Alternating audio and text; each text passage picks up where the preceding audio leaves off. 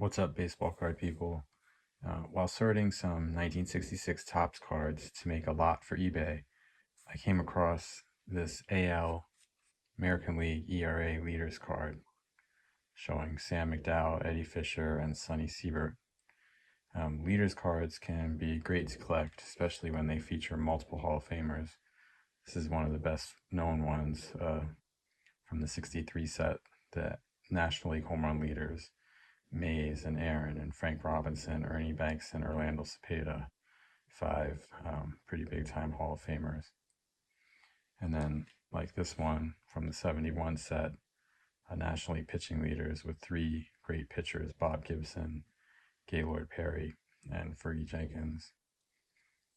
And then this is one that I've always liked from the 1980 set, showing J.R. Richard and Nolan Ryan, two of the hardest throwers ever before they became teammates, before J.R. Richard had his health issues.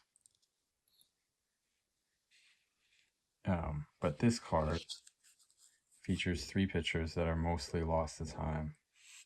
I've heard of sudden Sam McDowell. Apparently he got his nickname because his windup was super slow and smooth, and then he would suddenly fire his fastball right past you. But I didn't know much of anything about Eddie Fisher or Sonny Siebert. And if you turn the card over and go down the list of ERA leaders, you have to go through 10 names, sorry for the shadow there, before you get to Jim Cott, Hall of Fame, the first Hall of Famer at number 11. So this is kind of an interesting era for pitchers, at least in the American League. When I looked up these guys, I was interested to learn that McDowell and Siebert were both on Cleveland with Louis Tiant, a great starting staff for a team without any offense that never finished higher than fifth in the American League. Siebert was an all-star in 66 and had an ERA under 3 for 4 consecutive years from 65 through 68. He was a solid pitcher through the 73 season, after which he bounced around 5 different teams until retiring after the 75 season. This is an autographed copy of the 1969 Topps that I've got on my eBay store.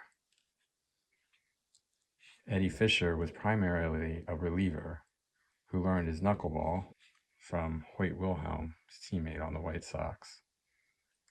In 65 with the White Sox, Fisher appeared in 82 games, winning 15 and saving 24, and was fourth in the MVP voting. He pitched 2 innings in the All-Star game, retiring Billy Williams and Willie Mays in the 8th, and Hank Aaron and Roberto Clemente and Ron Santo in order in the 9th. Fisher was traded to Baltimore in 66 and helped him win the World Series. This is an autographed copy of his 1965 Topps card that I've also got in my eBay store. McDowell is by far the best of the three. In 8 seasons, from 64 to 71, he had an ERA under 3 6 times. He struck out more than 200 batters 6 times, including twice with more than 300, and he was an all-star 6 times, finishing third in the MVP voting in 1970. This is an Atlantic Oil card, 1968, of Sam McDowell. This is a 71 Dell Stamps of Sam McDowell. This is a 74 Topps that shows him on the Yankees. Sam McDowell is no Sandy Koufax, seen here in his 1963 postcard. But it's interesting to note that in 15 seasons, McDowell struck out 2,453 batters with an ERA of 3.17 and a WAR of 41.1. And in 12 seasons, Koufax struck out 2,396 with an ERA of 2.76 and a WAR of 53.1. 10 higher WAR, but fewer strikeouts. Of course, Koufax won 4 straight Cy Youngs and his MVP award. Not really comparable, but kind of similar, shorter careers. Not flash in the pan, but um, not extended careers of greatness, but great pitchers for a shorter period of time. More interesting comparison to Sam McDowell might be Felix Hernandez, who many think is knocking on the door to the Hall of Fame.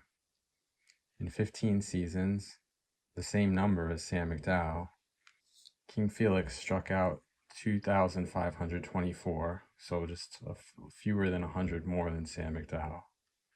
Had an ERA of 3.42, higher than Sam McDowell, and 49.9 WAR. And like Sam McDowell, was a 6-time All-Star. So only a couple, little more, 6 more WAR, and about the same career otherwise. But whatever Sam McDowell's place in the all-time greats, the 66 top leader card is an interesting snapshot of the state of pitching in the American League in the mid-60s. That 1966 starter set that I put together is going to be up in my eBay store by the time I get this video up. And so are these other cards that I've been showing throughout the video. You should check them out if you're interested.